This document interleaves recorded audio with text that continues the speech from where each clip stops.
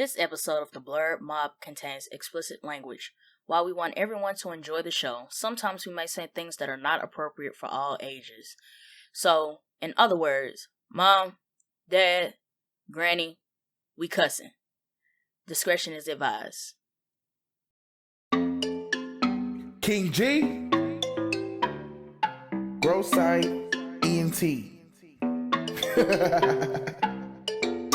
Rock with it, rock with it, rock with it, rock with it.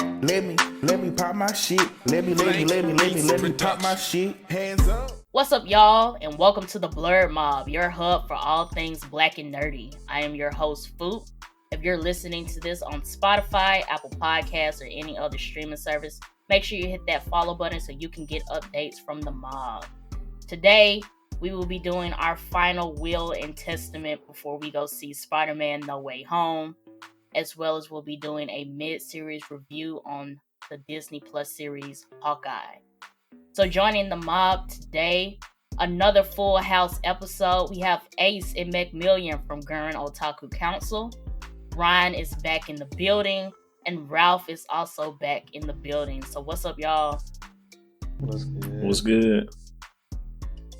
Yo. What's up, everybody? So how I want to do this, guys, I want to start with the Spider-Man No Way Home pre-review, and then we're going to go straight into the Hawkeye mid-series review. So Spider-Man No Way Home drops next Friday, December 17th, 2021. We have talked about this movie in multiple episodes, starting with episode 2 with Venom, episode 5 with the addition of Lizard and Sandman as villains, and episode 1 when we talked about Phase 4. So we've talked about this multiple times, but this is it, boys. These are your final statements before we go see the movie Friday. So I'm going to start with my pre-rating. I'm going to go 8. I am scared to go 9 because of how many eggs are in this basket for this movie. I want to have high hopes, but with 5 villains, the confirmation that we are going to get multiple Spider-Men, and with Doctor Strange being in the movie, and that this may be what we're considering the hat tip into the multiverse, I'm a bit hesitant of how this is going to be executed. But I'm going 8. 1, because of the last trailer. I have said this multiple times, but I did not think they were going to put all 5 of those damn villains in the movie, yet alone the same scene. Sandman, Lizard, Electro, and Green Goblin in the same scene. I was like, yeah, Tom Holland finna get his ass whooped, and I'm here for it. Also addition is just my excitement for the movie. How is this gonna play forward with the multiverse theory that we've been discussing? How is this gonna play out for Tom Holland's Spider-Man? They have already confirmed that he's getting another trilogy, but still, if they're considering this his endgame type movie, how is this gonna play out for him? If that's what they're considering this. And I've said it before, all the trailers for this movie has been great. Like, every one that they drop makes me more and more excited for this movie. So, I'm going 8. And that is the highest that I have gone for all of the movie reviews that we have done so far. So, if I have high expectations. But what about you guys?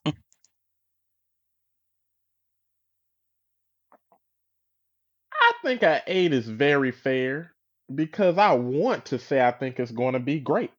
I feel like it set itself up to be great. Enough lore, pre-established villains and enemies. Tom Holland is a very great Spider-Man.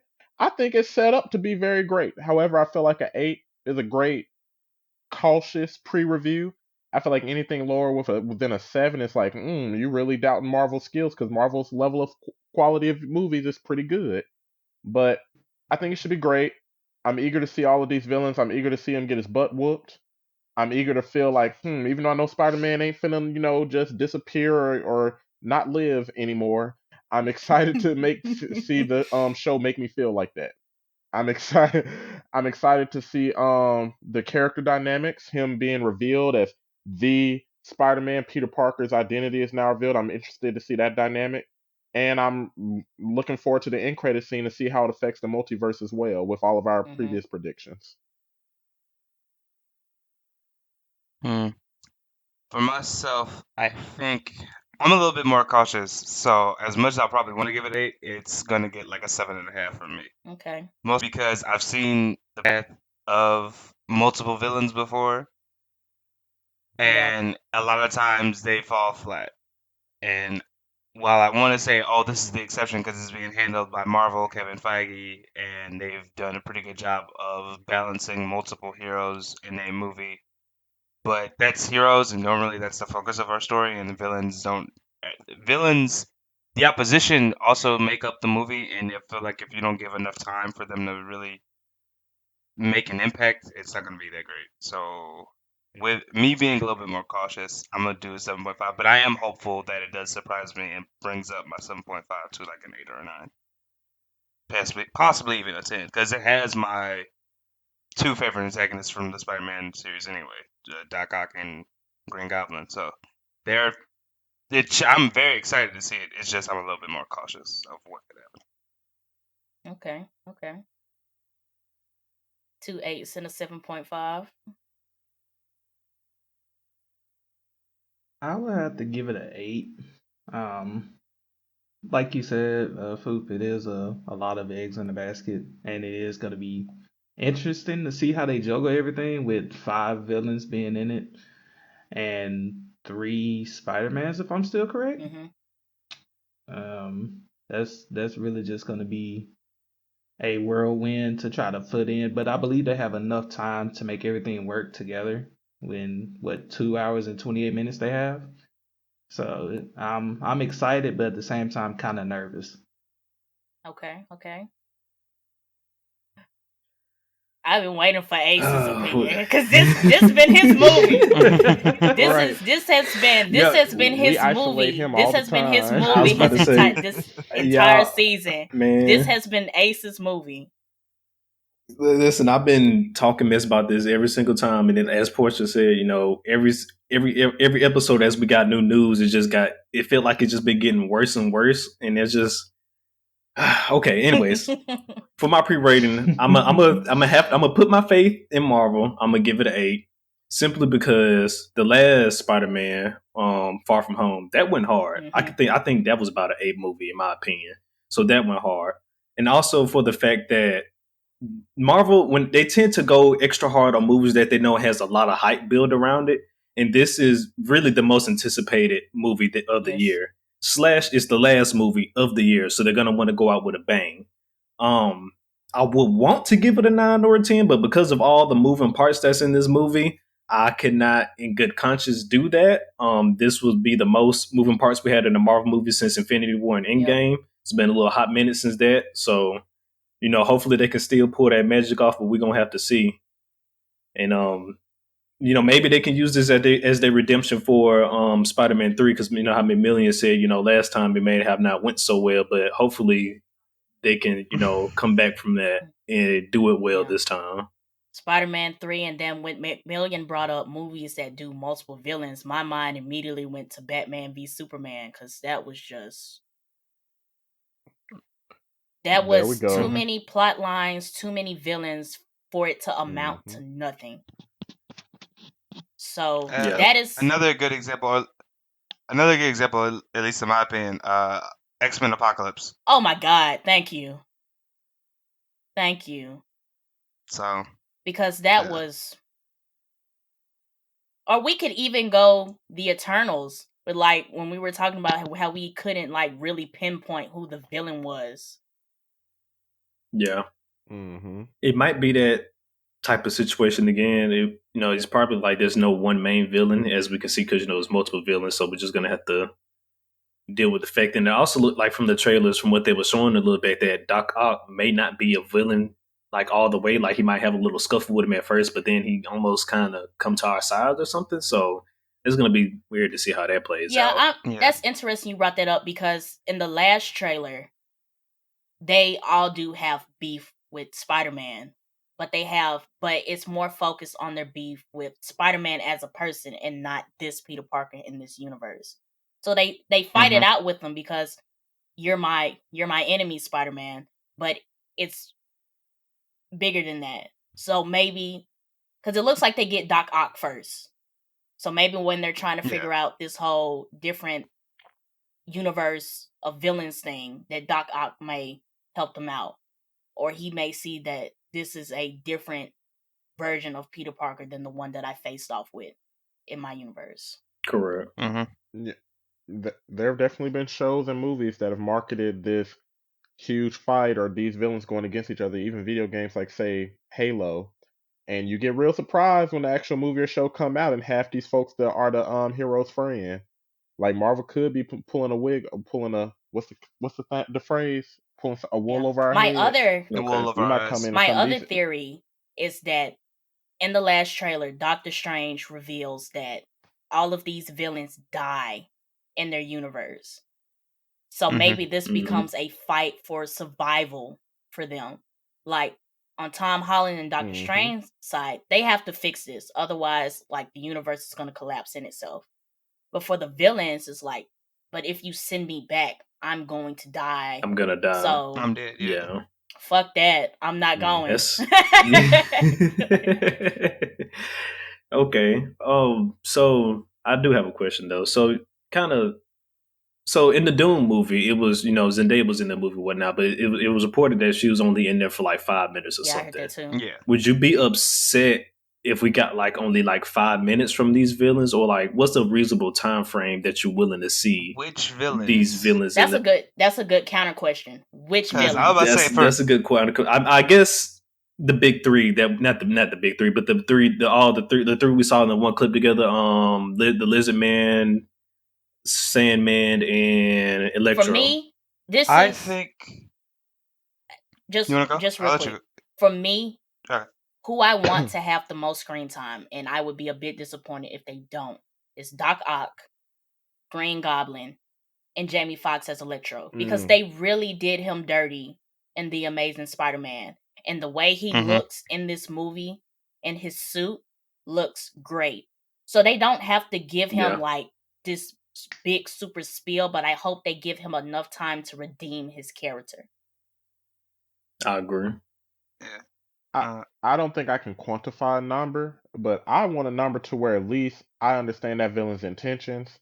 I know what they're here for, and I can feel like however their storyline ends, if they're not going to have an ongoing presence in the MCU, I hope that it is a decent end. I don't know if that's 5 minutes. I don't know if that's 10 minutes. Some might need more, but at least make each villain impactful, especially Green Goblin. He's one of my favorite Spider-Man villains. I want to be impacted by him being in this movie.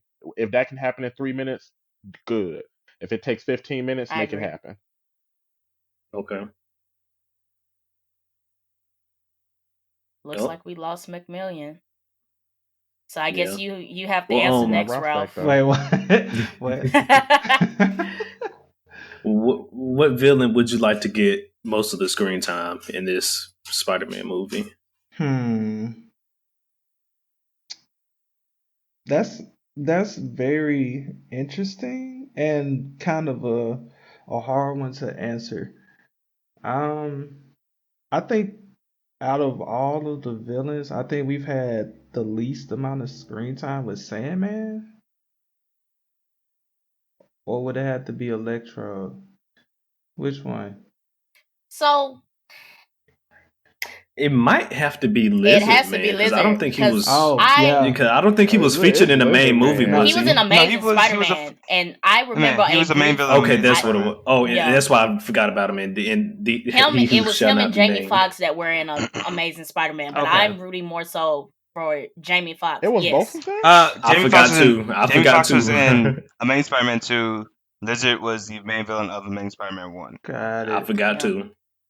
That's why I'm rooting for Jamie Foxx on this one. I'm just like you. I'm lost. I'm just as lost as you. Yeah, I forgot all I about that didn't movie. like him. Honestly, I barely paid attention to Amazing Spider-Man. I'm gonna be real with y'all. Listen, he who shall not be named. Now, honestly, I'm not gonna keep saying this. yeah, I skipped right Just over know that when one. Ace says that, he's not talking about Voldemort. He's talking about Andrew Garfield. Garfield. Oh my goodness. Right. Oh my gosh. But if I had to choose one though, I would say Green Goblin just because that's the most iconic Spider-Man villain in my opinion. So it'd definitely be good to see him back on the big screen and just recap it. Yeah. So That man's gonna be a menace. Love it. Yeah. He should be. especially I want to see how this generation of Spider-Man will actually deal He with the won't be Green able to. Goblin. I think it would. I think he's going to. I think this has to be. This has to be Tom Holland's maturity point as being Peter Parker, because in the other movies, yes, he's had some major villains, but villains on this scale, because we know the beef between Green Goblin and Tobey Maguire's Spider-Man, and he's about to channel all of that energy towards Tom Holland. He's going to have to. Mm-hmm. He is going to have to nut up. He's going to have to nut up for this one. It's going to be on site. For real. Mm-hmm. The boy just going to come in. Is that Spider-Man? Oh, he and no questions asked. No questions asked. All of the other villains have been he's interacted. They have some reasoning behind what they're doing. But I feel like these villains are going to be straight on site. Yeah, I believe so. So I think the only person who didn't answer Ace's question was you, McMillian. Yeah, I got to it, but technical difficulties. I was trying to say that I think if I had to choose, probably Green Goblin is the person I would like the most to have screen time or stuff like that. But from what the marketing has been showing, they've been pushing Green Goblin, Doc Ock, and Electro a lot. So I feel like those are probably the people they're gonna focus on the most. And if that's the case, I'm fine with that. I don't necessarily, like Ryan said, I don't necessarily have a quantifiable number to give you of how long I would like them to be featured. I would just say out of the characters I want to have at least the most impact on the story as far as villains, those three probably, because they have the deepest beefs with Peter Parker or Spider-Man themselves. So yeah. Well, I guess I brought up the number because, say if we all pick Green Goblin as the person we wanted to get most of the screen time. Say if he shows up, he only get 5 minutes, and then he done for the rest of the movie. Would you be upset with that? I have to go with Ryan. I would have to go with Ryan's 5 thing. minutes, yeah.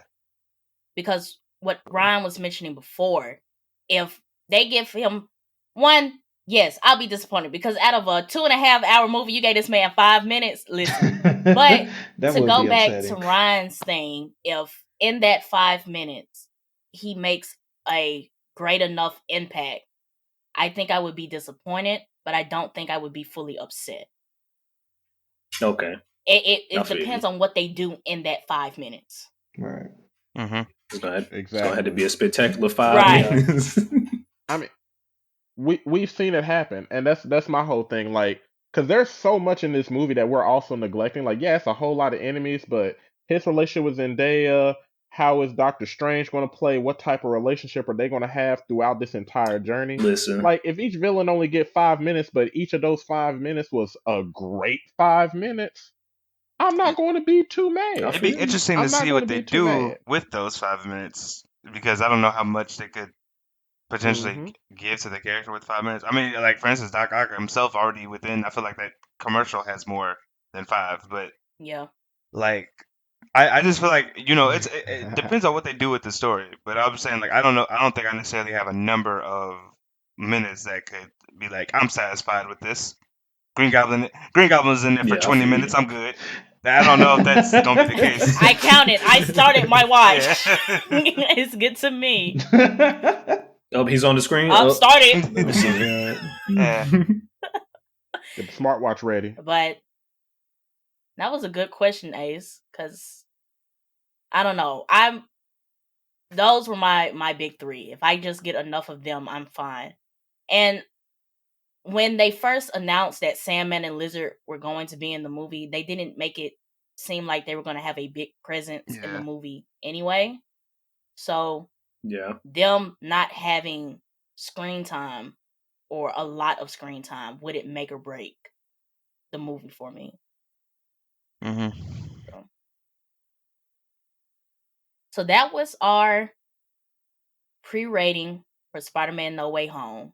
You can catch all of us next episode 10, when we do our Spider-Man No Way Home movie review. So, stepping away from Spider-Man, the review is going to be 5 times longer. We have plans. We're gonna go scene by scene. We have plans, because this Ace said it. This was our.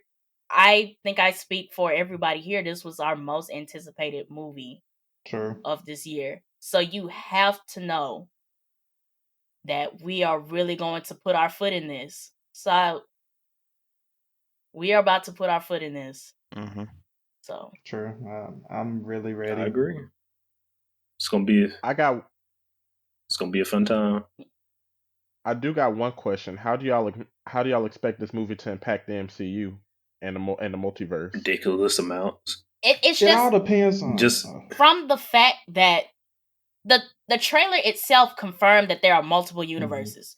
So just from that little tidbit alone, the ramifications that are going to come out of this are going to be major. Especially because not only is this going to be our second multiverse type situation, because we still got Loki hanging out in the background. I was just about to ask that question. How does that, like, how is this going to affect the Loki situation that already happened? Because really, the Loki really already kicked off the multiverse, but this will be technically the MCU kicking it off in the actual cinematic universe. You know what? But it's still going to be interesting to see how they tie those two events together, though. This movie is also supposed to be leading into Multiverse of Madness, and Loki's supposed to be in that movie himself. So I'm waiting to see what this after credit scene is going to be, and like, because I'm assuming it's going to be leading into Doctor Strange's movie, most likely, where they leave off with this movie. I also want to see how they connect, like which one causes it, like what if which one happened first? It probably happened at the same time. Which one causes it to happen? Or if it happened at the same time. Because I'm kind of seeing it as that when the Loki thing kicked off, maybe that it like gave Doctor Strange that full ability to do what he did. That could be true. Yeah, it could be possible. Or vice versa, because my thing when we got that whole scene in the Loki universe, my question was, why did the timeline all of a sudden just stop, like, going? So like what happened anywhere else in the world that made the timeline all of a sudden just go out of whack? Well, yes, we know the Loki variant had something to do with that as well, but it was like, but before then, he was like, we done got to a point where I don't know what's gonna happen. Yeah. Well, how did we get to this point all of a sudden? Well, in the show, he said Kang, the Kang variant said he stopped caring. It was like he was done with it, and that he just letting these two Loki, the Loki we knew, and did the girl one have a name specifically? Yeah, she did. I can't remember her name right now. Sylvie, Sylvia, something like that. Yeah. Something like that. Lady Loki. The female Loki variant. Sylvie, letting Sylvie and Loki run around basically was like his last thing he knew. He knew they were gonna wind up there. That was like basically it. I guess the good question would be like, did he stop seeing what later would happen because he stopped caring, or that was his death because they killed him? So I mean that probably makes sense of why he couldn't see anything after. But the moment that happened, we saw the branches of the multiverse. Correct, but at the same time, he already mentioned that exact same moment has happened multiple times, though. That wasn't their first time actually showing up there. Yeah, but I'm saying it sounded like in the show the previous times he stopped him, and this time he wasn't going to do it. Correct. So I mean, I get that's what I'm saying. Like, I'm wondering if it's the fact that he stopped caring about it and he died is the reason he couldn't see past anything. But I mean, we'll probably get answers to that later because there's still threads. I mean, we still have a whole second season of Loki to ramify. But I just feel like the multiversal thing, because there's already a theory online of like when Wanda heard her kids cry out, that was the same. That was the same time that the like Kang variant died. When the other thing, I didn't hear that one. What I heard was that I heard that one when Lady Loki killed the Kang variant, and he was like, something it's happened. That's when she fully transformed into Scarlet Witch. Like those two happened. I think I've heard those that one, but there's legit. Time. I wish I could go back and find the video, but there's a video of like when the branches come out of the back of that building in Loki. That someone like synced it up to when Wanda was in that cabin, and she heard her kids cry out. Yeah. They synced it up to that time. And there was another thing they synced it up to, but they said there's a possibility that the reason she was able to hear her kids because those are versions of her kids in a different universe, and the fact that like the events of Loki happened was the thing that allowed her to hear them. You know, and now that you mentioned that, Wanda's supposed to be in the multiverse of madness as well. It's gonna be nasty. And, like, are we gonna see her in one of the in the end credit scenes potentially? That's what I said. I was like, the end credit scenes for this movie had huge ramifications besides the story alone. That's what I'm like. Moving forward, this sets up a lot. Like, there's already a lot set up for this movie, but I'm saying like this is like the domino effect of like, okay, the dominoes have fallen. What's happening after this? I really hate they push back Doctor Strange too. That was my next anticipated movie. Doctor Strange 2. I was so upset they pushed that back. Cause, woo, the answers. It will. Because I love Doctor Strange 1, so I was waiting for Doctor Strange 2. That was gonna be nasty. But I'll be patient.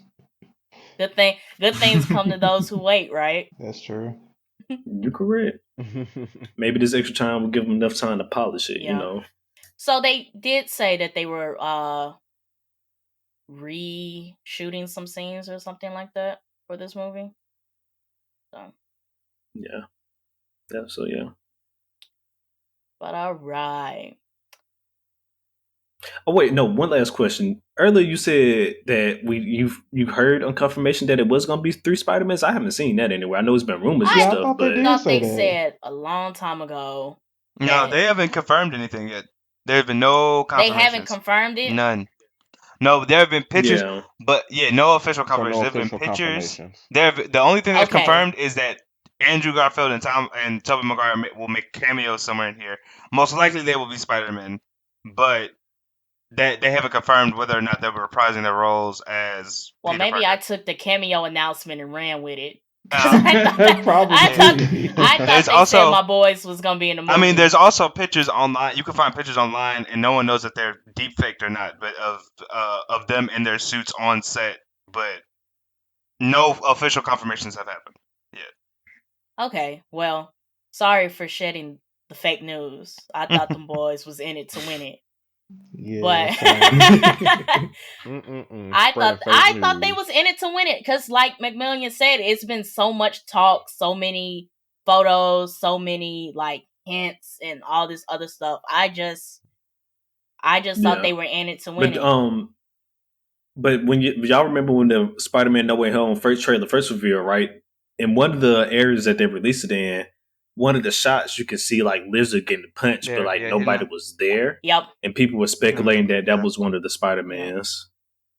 I did see that because they gonna surprise y'all and they just gonna bust out Miles on y'all. that would be because nice. Miles can go invisible. Because Miles can go invisible. The thing is, he does exist in the Marvel Cinematic Universe because Donald Glover played Aaron Davis. So.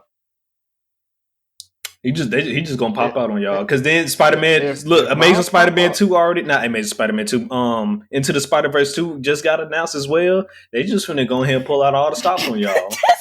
Hey, we need to go back. Look, Portia, we need to go back. Remember how we said Alex be getting them He Sony getting checks? them Look, Marvel checks too. this We whole need to go back a few episode, more this whole episodes. episode is being recorded. I'm not worried about it. This whole thing is being recorded. I am not worried. Look, if I see Miles, Hey, look, I'm be we real. know Hey, Alex look, getting I'm be paid. real. If Miles show up in this movie, I'm not gonna show up to the next recording. I'm not showing up to the next recording. He gonna say, "I'm right." We It's get me. we get on the recorder where Ace is not with us today.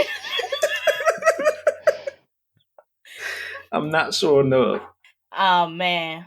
Real sus. I'm gonna just send a letter. Real I'm gonna sus. send a letter by McMillian. In this letter. That would be fire though. Oh man. Right. And see, now I'm ready for him to pop up all of a sudden. Now. I'm ready for Miles. I'm not We gonna wait. gonna set myself up for We that gonna be failure. waiting for that one scene. I'm not gonna set myself up for it. That's what I'm saying. I don't want I to wanna see set Miles. high expectations. 'Cause I don't want to go in with y'all boosting my head up that they finna put all these spider people in there and I don't see nobody. Listen, Miles is the furthest thing from happening, in my opinion. But if they pull this out though, for whatever weird reason, I'm gonna throw a fit anyway. Where was Miles? Where's Miles? They said he was gonna be in here. They said Miles would be in the movie. I mean, because I feel like eventually they will bring him into the MCU because of all the intro to the Spider-Verse things they've been doing. So I feel like eventually that will lead to him coming into the MCU at one point or another. I think they're gonna once they finish out Tom Holland's run, when they start talking about who's going to be the next Spider-Man, then I would say that Miles should be the next candidate. Yeah. I mean, even Tom. I agree. That's exactly what I was going to ask you. I was going to say, if they introduce Miles, Well- do you think he's going to become the new Marvel Spider-Man? Well, for the Tom next Holland few even phases said or he whatever? doesn't. Well, like, not that he doesn't want to be Spider-Man for like ever, but like that it shouldn't happen. Eventually, he should be passing it on to somebody else. And he even said that he would prefer that it be Miles, like that someone come in like Miles, to do Miles' character. Now, the only thing is this: I don't know if people are ready for that, because if they go the comic book route, Peter got messed up when Miles came in. I won't say exactly what happened, but Miles did not inherit that title through happiness. But I mean, you can even foreshadow that from seeing Into the Spider-Verse, Spider-Verse. That he didn't, Mhm. like, it wasn't like a passed down mantle type of thing. It's, you're Spider-Man now. Here.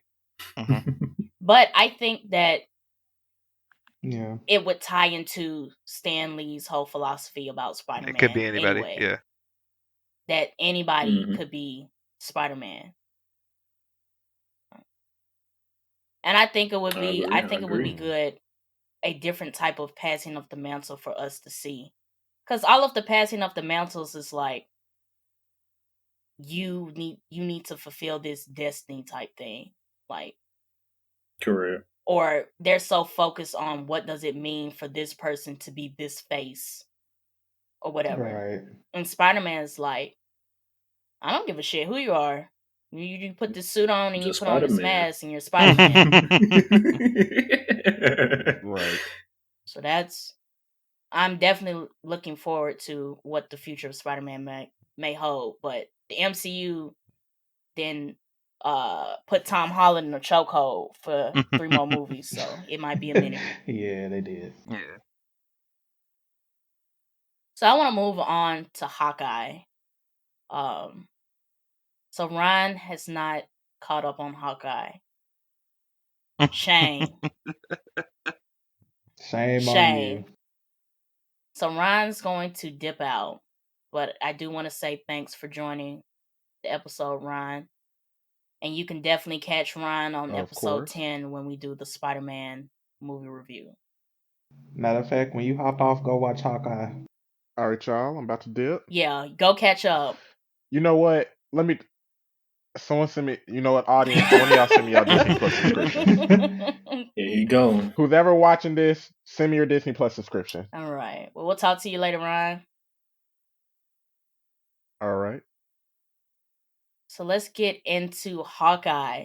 So how I want to split this up, because we are mid-season, I want to do like a non-spoiler critique of what we've seen so far. For those listening who aren't caught up to episode 4 or who haven't started the season at all. And then we're going to switch over to spoilers, which are going to be highlights as well as our theories for the last 2 episodes. So for non-spoiler, So for non-spoilers, I just want to know how everybody's been feeling about the season overall. And what's up? Oh, I'm sorry. I'll let you finish. I'm sorry. I was gonna say that for me, shit really didn't hit the fan for me until episode 4.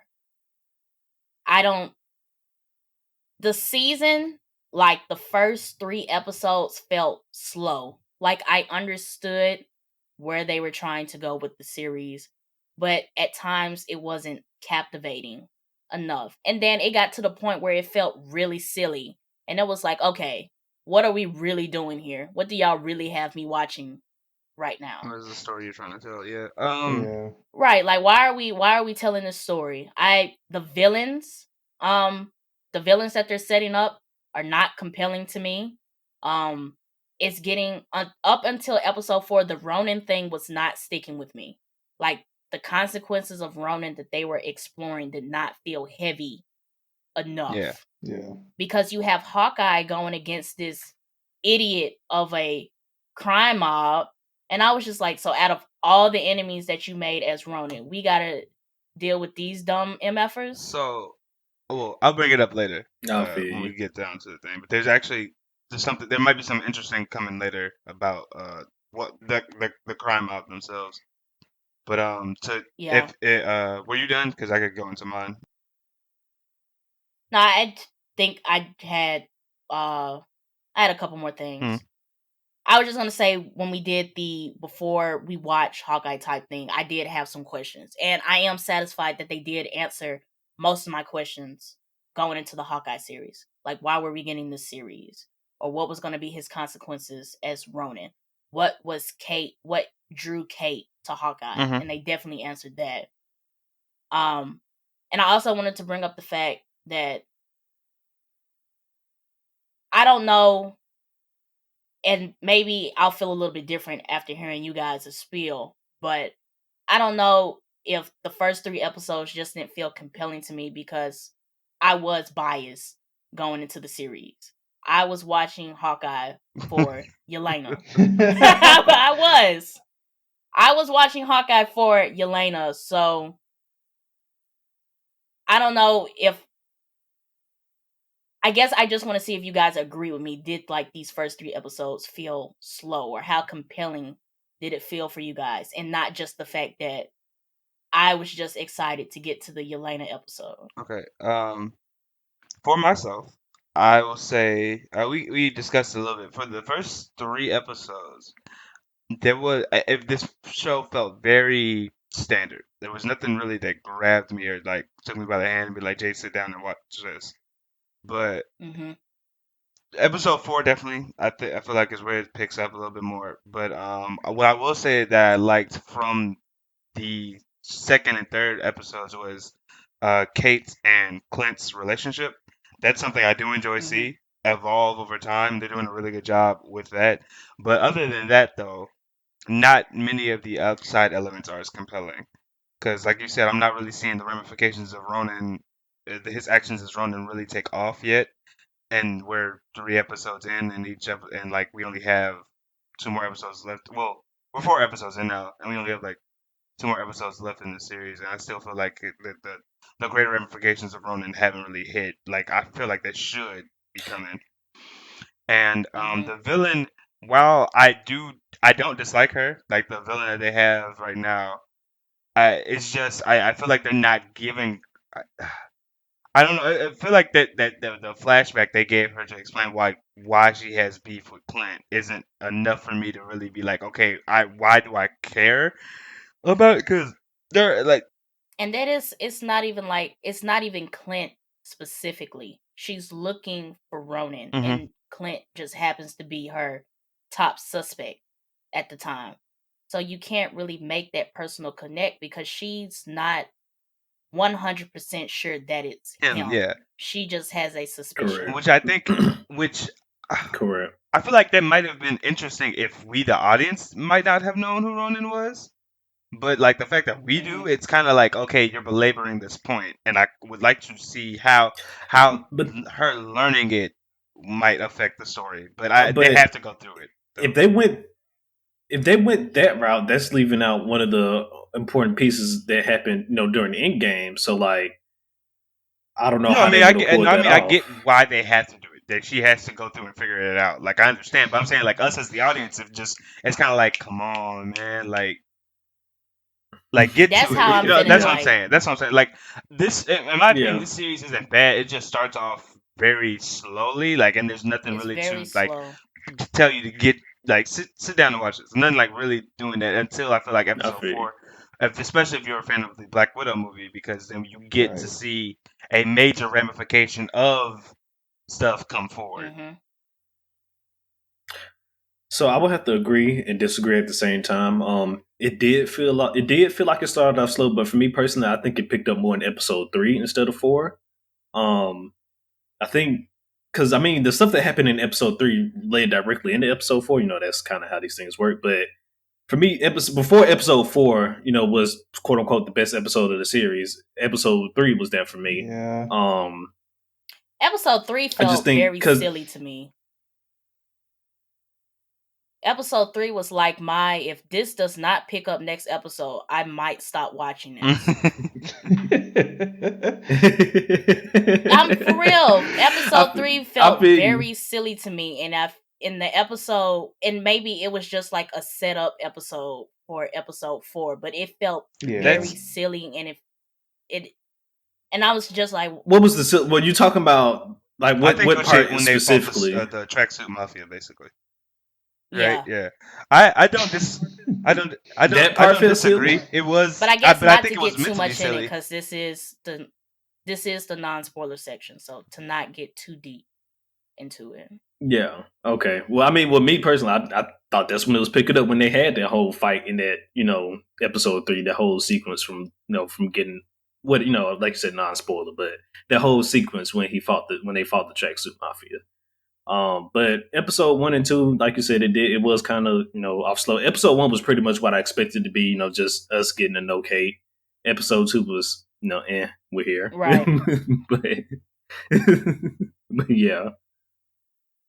I would What's I would saying have you? to agree that it didn't start picking up to episode 4. Episode 1 and 2, I kind of expected it. Episode 3 was very much kind of like a kind of deal. It was kind of bland, and I think us as viewers and watchers of Hawkeye, we know it's only 2 episodes left, so it's kind of like you guys need to try to speed it up a little so we can get to the meat of everything. Hmm. So I think, Yeah, it's Has only that six been ep confirmed Yep, it's that only it's a six. 6 episode It's a yes, series? 6 episode I forgot series. until Focus said something, but yeah, it's only six. Okay, because I knew we was talking about it like when this series first started, but I just ain't never seen no And confirmation I on don't that know yet. at this But point. okay, I don't know if these, because when they do hour-long Disney Plus shows, they have been 6 episodes, and I don't know if that was a good decision for this series specifically. Yeah, right. with the things I've seen so far, I think this probably may have needed at least another episode, if not two. Yeah. I maybe say Yeah, 8, eight. like at least 8, something like like I that. don't know. It worked for Falcon Winter Soldier. It worked for It Loki, did. but I think It this did. one, because of how slow it's been going, and how many pieces they are trying to Fit in. lay the groundwork for before the big stuff comes in. Right. I agree with McMillian. They should have added a couple more episodes, and I agree with Ace that 8 would have been a nice number. Mm-hmm. Yeah, because I mean, speaking of Loki, Loki's pace was actually very fast. So like you said, Yeah, it they hit worked the ground just running fine with for Loki, Loki. so I understood. So it Yeah. made sense why they only had six. But this one is they're trying to introduce two new characters that Yep. I'm pretty sure are going to Yeah, have more like later on, because I don't know if like Kate, I don't know if Kate's next major outing will be a movie or a show, but if it's a show, then there are at least two characters you're trying to get us introduced to pretty quickly, and with the pace you're doing it at isn't probably the optimal one. Yes, that's I my agree. thing. Right. So maybe a couple more episodes under the belt would make more sense, because I guess I'm worried about the pacing going forward of how they're gonna wrap all this up. Mhm. The last two episodes have to be packed with info and action, honestly. Yeah. I mean, well, That's what it looks like. we already know it's going to be get some action. We are, because somebody ain't come to play. But that is our non-spoiler critique of Hawkeye. So we're gonna go into the non-spoiler section. So The spoiler section. Yeah. What did I do? You I said said non-spoiler non-spoiler twice, again. Non-spoiler. You said non-spoiler. We are about to go into the spoiler section. So I'm about to do a countdown starting from 3, 2, 1. So I want to get into some highlights. All of my highlights come, except one. All of my highlights come from episode 4. I have 2 outside highlights. One is how Kate was drawn to Hawkeye. I like that episode 1 started mid Attack on New York, Avengers 1. Mm-hmm. Yes. And I was like, okay, this is how she gets, caught up in it and what she was seeing and all of that. And I was like, yeah, so you immediately get that MCU tie. Like, we know it's gonna tie in, but I guess for me it was pretty cool to see how even phase 1 is still affecting stuff that's going on now. Right. Ridiculous. So that was nice to see. I like how they tied that in. My second highlight is the Pym arrow. They got that damn Ant-Man arrow.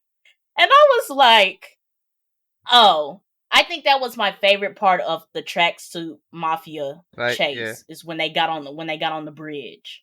Yeah, that was fun. Like, it was that lit. Was good.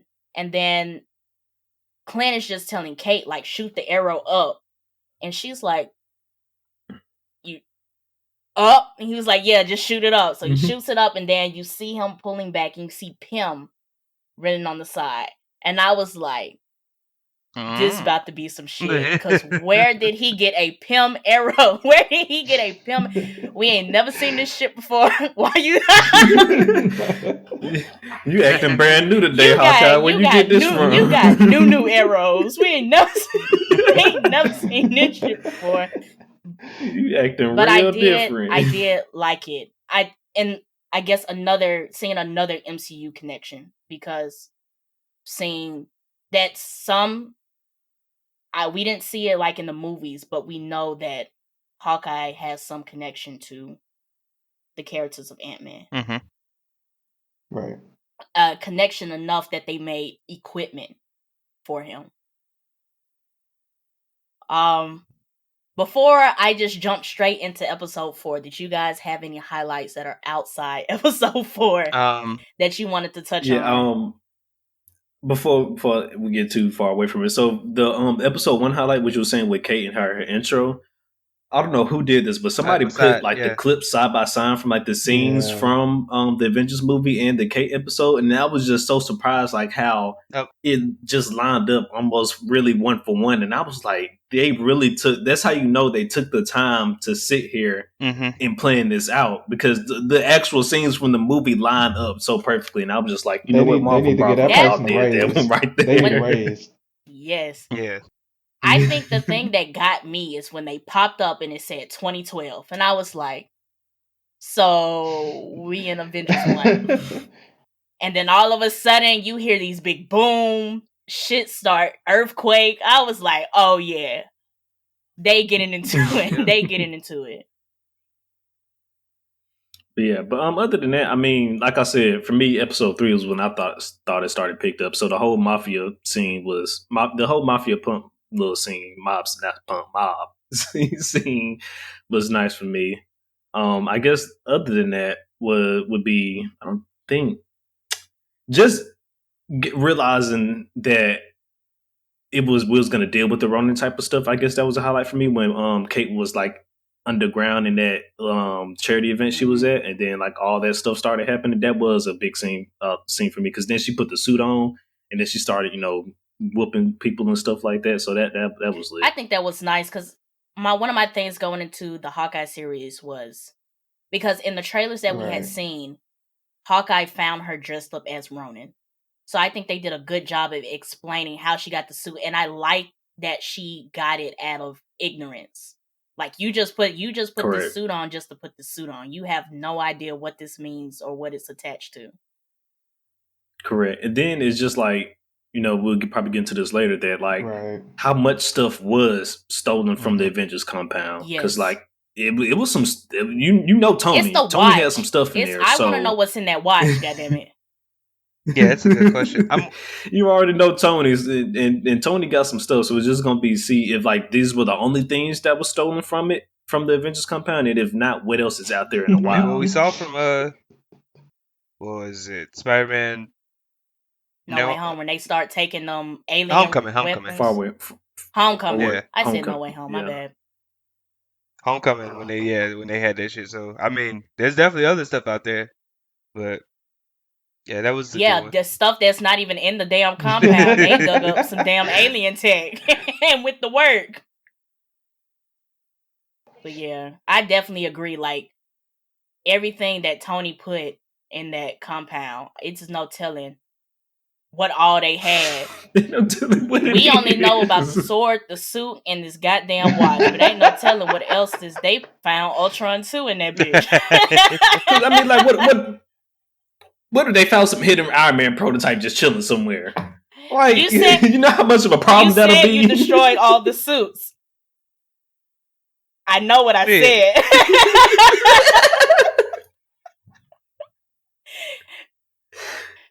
Be that as it may. Like, you just never know. Like, it could have. The man could have had hidden prototype Iron Man suits and stuff in it. Just ain't no telling what this man Tony had in this compound. Because they definitely moved everything in there.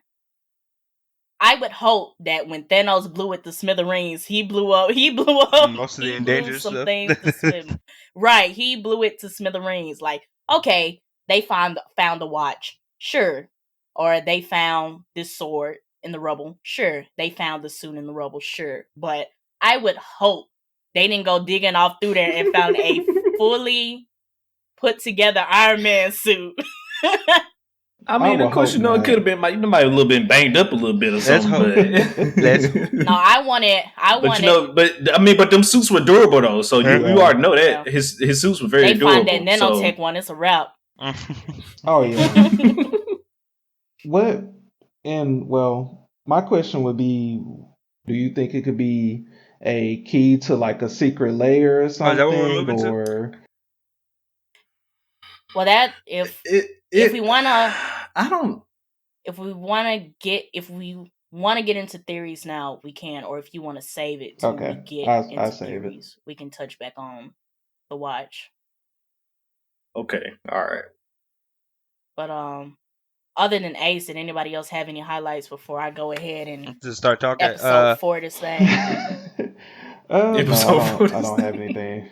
The only other highlight. Oh, never mind. I guess. Yeah, I didn't think I have anything because the next one I was going to talk about is from episode 4 with Kate and Clint. I think Alice took my highlights from episode 1, so I can't. Oh, one highlight I think I do have the LARPing thing from episode 2. That was hilarious. I thought that was fully funny. When he meets the guy, he was like, "You gotta hit me." And then they had that like one-on-one fight, and at the end of it, old boy was like, "You gotta admit, it was kind of funny." Clint was like.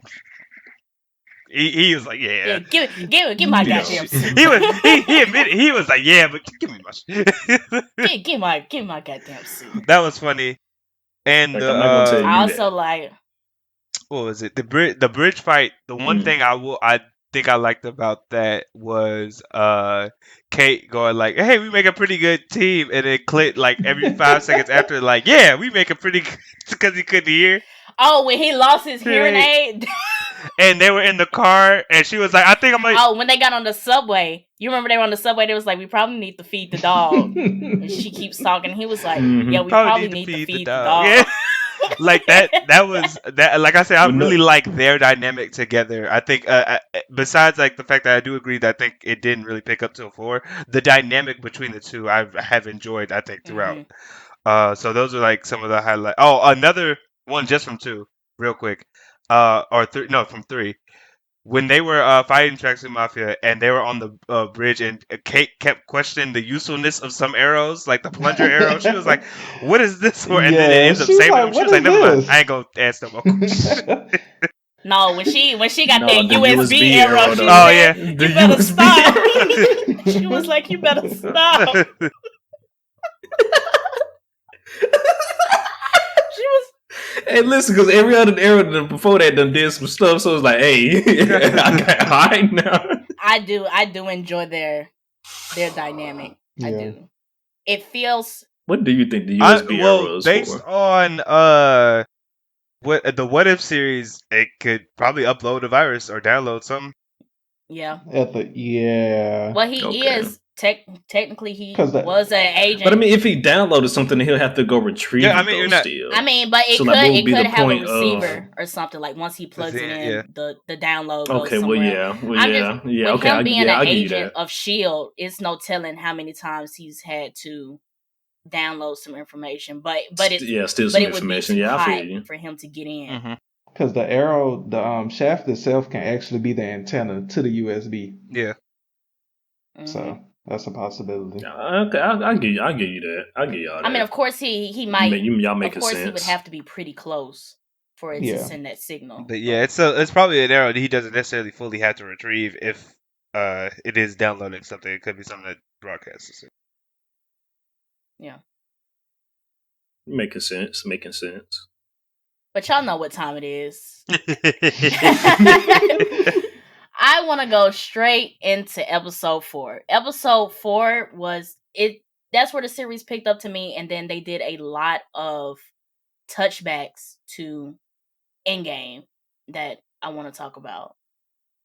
The first highlight I do want to talk about is when Clint and Kate have their their Christmas shindig, and he opens up about Natasha. Mm-hmm. Because up to this point, Clint has not. We've seen the physical toll, like we can see that it has affected him deeply. Yeah. But we never had a scene where he sat down and openly spoke about it. And I like that he opened up to Kate about it. And the other thing that got me about that scene is that they played the score from Endgame when she fell off the cliff. They did it twice. I'm gonna get to the second time they did it, but they were definitely going for the heartstrings of him explaining that story from his side, because we've gotten the story from Natasha in Avengers 1. So to hear the story from his side, as well as the weight that now that she's gone, they were really pulling at the heartstrings on that one. The second highlight I want to talk about is the second time when they play the score is when Kate falls off the roof, and you immediately see him like freak out. Where he runs over, he's like, no, he's like, I cannot let this happen again. Yeah. And he sees Kate. He has to like get himself together to see that Kate hasn't fallen and that she's just suspended. And he makes the choice that this buddy cop thing, this you following me around, this mentorship dynamic it was fun that while we have going on, this has to stop now. This has gotten too serious, both for him, for like him mentally, because other times he's just been getting banged up, fighting people, driving around, but this point it's really like effed with his mental, and he was like, this has to stop right now. And I felt him on that. I did. And then the last highlight, y'all already know. My girl Yelena pops up on the scene. So they got me. When they were sneaking into that apartment, I was like, this is Yelena's apartment. I was Because thinking that. I was thinking it because you see all of these other apartments and they're decorated with Christmas lights and they have like this furniture outside. Like it feels really residential. And that one apartment they were looking at didn't have anything on the balcony. It didn't really feel like somebody was staying there. And I was like, this is like her safe house. And Kate's gonna get in there. And it's about to get messy. It's gonna go down. It's about to get messy. But it hit it with the twist that was actually Maya's apartment. Mm-hmm.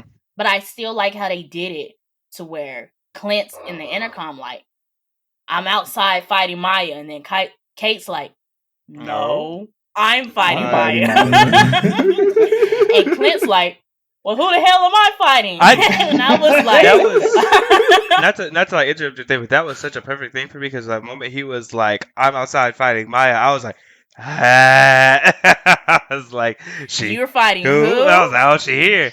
I think it got really real, like that this is not like tracksuit mafia building. When Yelena whipped out that gun, I said, yes, this is not. She trying to end this real quick, like, and even if he didn't guess it then, like as they continue fighting, when she brought out them.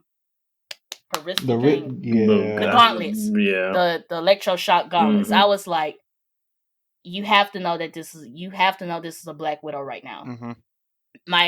The only thing I did love the fight, but I'm ready for it to get personal. It's not personal yet because he still does not know who Yelena is. I'm waiting for this shit to get. And she didn't even say any words I'm either. waiting for this shit to get personal.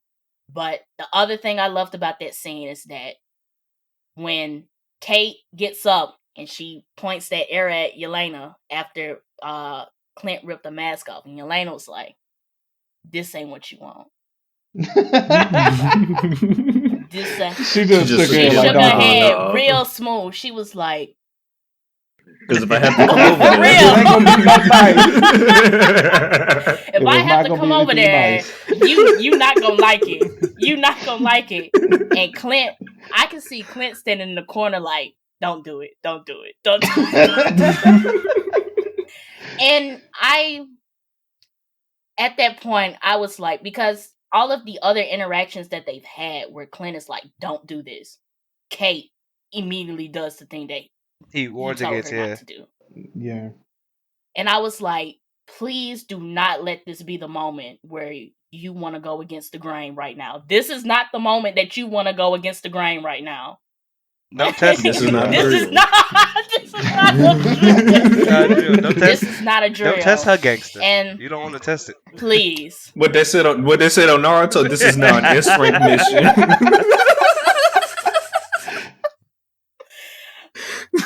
This is like this is not what you want. And I'm glad that she caught it. Like she got the memo.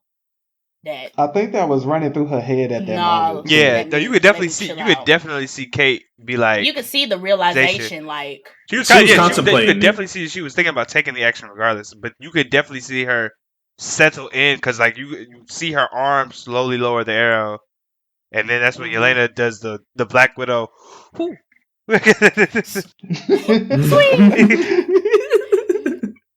But I was definitely like, yes, her reveal. I didn't know how they were going to do her reveal, but I do like how they did it. Yeah, it was how good. they did it, how they executed it. Yeah, because I knew she was going to pop up out of nowhere, but like I like how they made her pop up out of nowhere. Like you were saying, like I'm fighting Maya right now. I'm fighting Maya. My theory is that Kate's mother called her. Because you remember before this scene, Kate's mother was called. Yes, I was thinking Kate's mother was calling somebody, and she was like, "Can you please pick up? It's urgent." And with Yelena, we know that Yelena has been working for Valentina, and maybe one of her side jobs was like being a hitman for the security company or Bishops? something like that. Because we know, Well, I mean, we know Kate's mother has done some dirty dealings. Could it also be that she just has connection to Valentina, and Valentina sent Yelena? That too could be a possibility. That too. I'm down for that. Because I'm just saying, because Valentina are in cahoots. Because I was just saying the Black Widow organization seemed to. I don't know if they primarily worked for us. It looked like they were working primarily for Russia at the time. So I was like, I don't know how that would. But I mean, with Yelena being a free agent now, I'm just saying that. True. We don't. I don't. Black Widow. She's a free agent now. She does do jobs for Valentina, but what if like one of her? When I'm not working for Valentina. Yeah, no, she's just like a personal hitman. I do jobs for Kate's mother. The only reason I didn't consider it is because I keep forgetting Black Widow is technically like a prequel, so I forgot that technically the organization got taken down sometime in between Civil War and Infinity War. So there's definitely like an amount of time that Yelena could have been doing her own little. That's what I'm saying. So I'm down with your thing if Eleanor and Valentina are in cahoots, and she was like, hey girl, I got a problem. And Valentina was like, and then she said the key word. She was like, yeah, this man Clint Barton, Clint who? I know who to send, girl. Don't worry about it. I got the perfect person for the job. But my first initial thought was that she was calling Yelena. Mm-hmm. And with her... with both of their resources put together, with her being the security company, and I'm pretty sure she tracked Kate somewhere and fully assumed that wherever Kate was, that where Clint was. Yeah, no, there's a lot. Yeah. Either of those theories make sense to me. Yeah, either one. But I didn't even think about that forgot either. all about that. I was like, because the only reason why I put the call together is because up to this point, like, honestly, Yelena could have popped up at any time. But I think with somebody, it made sense for somebody to call her and be like, I got your boy. Mm-hmm. And then she pulls up. Yeah. Because with this series being 2 years after Endgame, you telling me you couldn't find this man up till now? Right. Yeah, I feel you. Also, another point to bring up was Kate's mother actually had a conversation with Clint as well, kind of like warning him, She was sending sneak shots. Yeah. She was sending sneak shots, and I was like, this bitch got me handling. Because that whole conversation was like, Kate, they were talking about Kate's skills, and she was like, I bet Natasha was pretty good too, right? And I was like, now, come on. That was below the belt. Yeah. You didn't even have to say all of that. He should have punched her dead in her nose for that. Get in the neck, right here. But and then wait for her mans to come around the corner and chop him in his shit too. But I think the emotion, that's what kicked off like the emotion of it. The sneak shot, him opening up to Kate about how they became friends, and then Kate falling off the roof in the same type manner that Natasha did. Really hit home for him. And the fact that the Black Widow assassin has shown up. So, though he doesn't know that it's personal yet, the fact that a Black Widow has just shown up randomly in New York, playtime's over. It's time to go. Yeah. Playtime's over. Like, and I feel him. I felt him on that, and I could.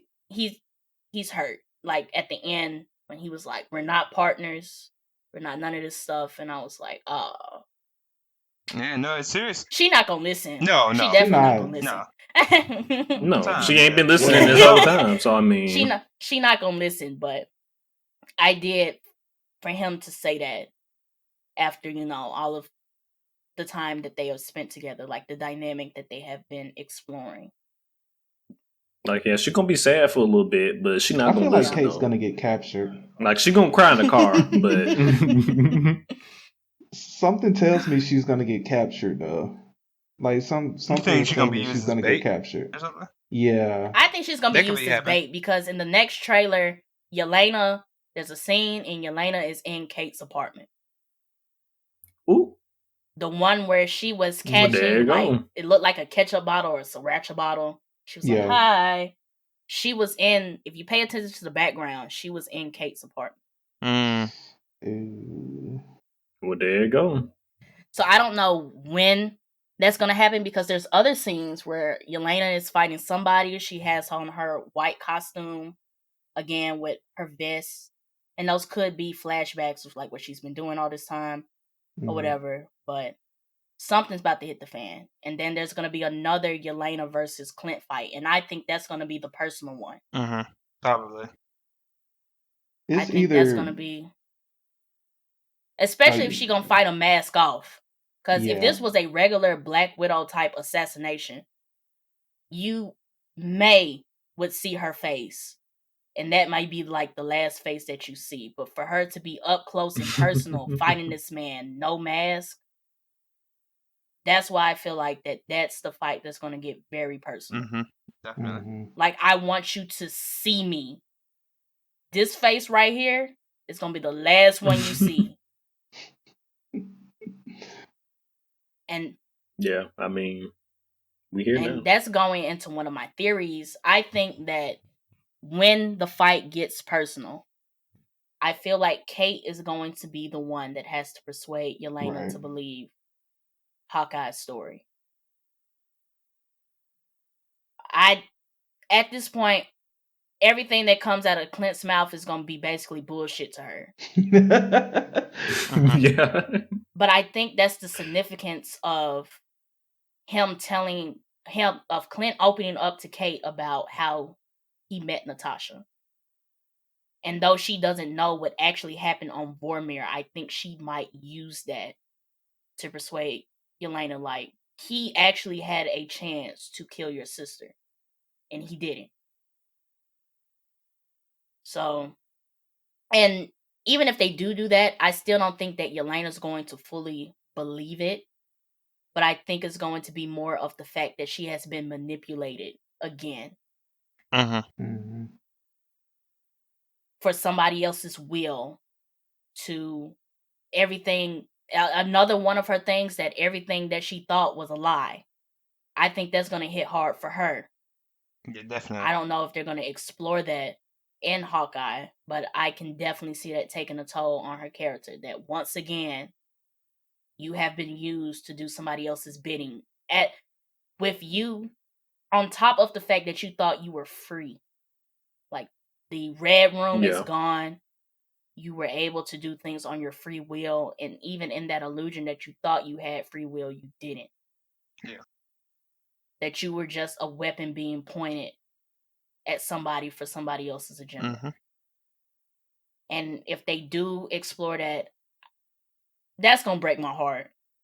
Because for real, because going back to the Black Widow movie, when she found out that Melina was the one who created the technology for them to be... You're right. You could hurt. definitely see the hurt on her face of how everything had impacted her up to that moment.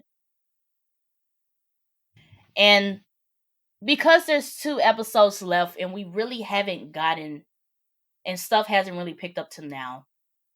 I know before, me and McMillian had talked about that maybe Hawkeye might die in this series, and that's how Kate takes up the mantle. I don't think that's going to happen. I don't think he's going to die. I don't just think there's think enough he's going time to fully retire. Yeah. That's what I'm saying. Yeah, because I was about to say, there's not enough time to set that up. But I think he might fully retire, and I think the decision might happen once he finds out who Yelena is. Yeah. That he's gonna be like, you know what? I'm done. This has escalated way too far. It went from me trying to get my suit back and get home in time for Christmas into dealing with the sins of not only Ronan, but my guilt. Like, Yelena is Yeah. about to be a personification of his guilt of losing Natasha on board. Yeah, his best friend's sister. And I think that's gonna be it. That's going to be his last straw. Yeah. And I think he's gonna hang this shit up. I agree. I mean, I'll be quite surprised if they decide to kill Hawkeye in this series. But I agree with you though, Foop, that he's just gonna hang it up at the end of this. They're not pacing it well for him to just end up and die at the end of the series. Yeah, I mean, that's what I said. I'll be quite surprised if they did that. But like people were saying, "Oh, this storyline gets darker later on. What could it possibly be?" And there's two ways usually people pass the mantle: the retirement or death. Yeah. So I just think I don't think they got enough time to set that up. Retirement is gonna suit him better. Let him go see his kids for Christmas, and then let Kate be Hawkeye, and let that be it. Because they found out that they daddy is dead and not come home for Christmas. Oh man, that's gonna be so sad. That's gonna be so sad. That's gonna be wild. Because like you said, what if Yelena, like you said, everything that Clint was gonna be saying, she's not really gonna be trying to hear it. And then what if Kate can't convince her, and she does actually end up killing? I Clint? think it might get to that point. I think they are going to touch the cliff of Yelena killing Clint, and then they're gonna bring Kate in to convince her. her. They're gonna back down from it. Yeah. If it's going to get as dark as they say, I can see them getting up to the point where the kill is going to happen, but they're gonna bring it back. The kill doesn't happen. I agree. But that was my only theories going forward, because like I said, the other villains aren't that compelling to me to actually be like, what's gonna happen next? Well, to speak a little bit on the other villains, not necessarily this is a theory, but I saw some talk on Twitter. If anybody watched the Daredevil Netflix series, the guy who plays Kingpin is slated to make an appearance in the show at some point. Okay. And I'm assuming that because they talk about there's a higher boss to the whole Tracksuit Mafia thing, and I'm assuming that's going to be I'm assuming that's where they're going to introduce Kingpin into the Marvel Cinematic Universe, because we now know that Daredevil is coming back too, because they announced that like last week at some point. I guess that makes sense, being in New York. Yeah, I think I think they might use this chance to establish it, but that's like one of the that I don't know how much power that's going to have in the overall series, considering how much time we have left. But still, like I think it's going to be interesting to see where that might lead later on. But I mean, that's about it for me. Yeah, I think at least for me, for theories is this goes back to like what was the purpose of this show. I think it was two purposes of this show. One, the passing of the mantle, of course, from Hawkeye to Kate, and then two, some of the ramifications of what could have been in the Avengers compound that may be out still in the wild. In my opinion, because like I said earlier, who knows what was in the compound that got recovered and that's just out there. Right. Like we don't want to know see what that watch talking about. I wonder if it's even like a dangerous thing. It could be something that Natasha gave Clint. No, and that he thought was destroyed. What I think could be in the watch could be a flash drive, but a memory card, a little micro memory card inside of the watch. But I don't think he would have went all the way out his way to get the watch just for memories. If it's a memory card, it depends on what. No, I'm talking about not. When I say memories, I mean like good memories for him, for like personal memories for him to like just hold on to. It sounds like that there's some personal type information because his wife knows about the watch. The fact that his wife knows about it, it has to be something in that watch that it could be something that deliberately ties Ronan to him. Yeah, or I was thinking of something that could be, between him and personally between him and Natasha, because before she brings up the watch, they were talking about like his relationship. So I was just like, could it be something dealing with that? Mm-hmm. Especially since centered around that conversation was also Clint was talking about the shot he never took. So yeah. Yep. So I feel like there's something personal in that watch that he needs. Mm-hmm.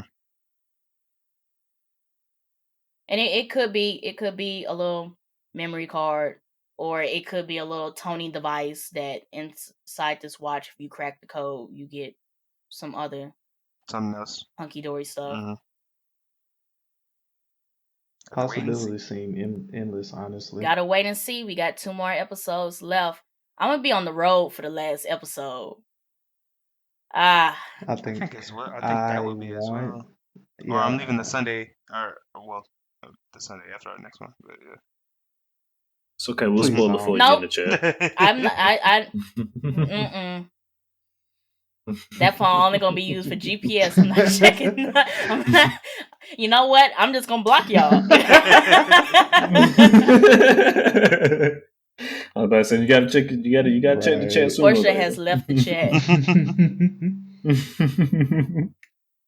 But if that's it, I want to thank all 3 of you guys for joining the episode today.